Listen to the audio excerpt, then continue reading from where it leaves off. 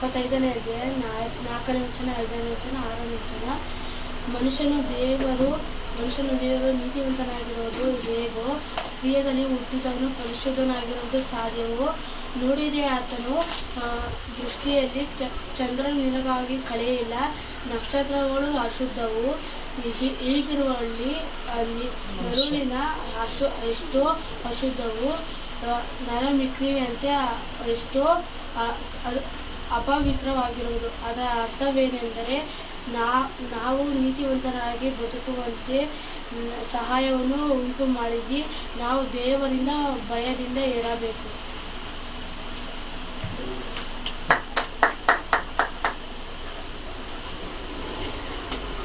ಪೌಲನು ಬರೆದ 2ನೇ ಕೊರಿಂಥದವರ ಬರೆದ ಪತ್ರಿಕೆ 4ನೇ ಅಧ್ಯಾಯ 9ನೇ ವಚನ. ಹಿಂಸೆ ಪಡುವವರಾದರೂ, ಕೈ ಬಿಡಲ್ಪಟ್ಟವರ, ಕೆಡಲ್ಪಟ್ಟವರಾದರೂ, ಪ್ರಾಣ ನಷ್ಟಪಡುವವರಲ್ಲಿ ಯೇಸುವಿನ ಜೀವವು ಉಂಟು ಕೊಡುತ್ತಾನೆಂದು ಕೊಡಲ್ಪಟ್ಟಾತನು ಆಗಿದ್ದಾನೆ.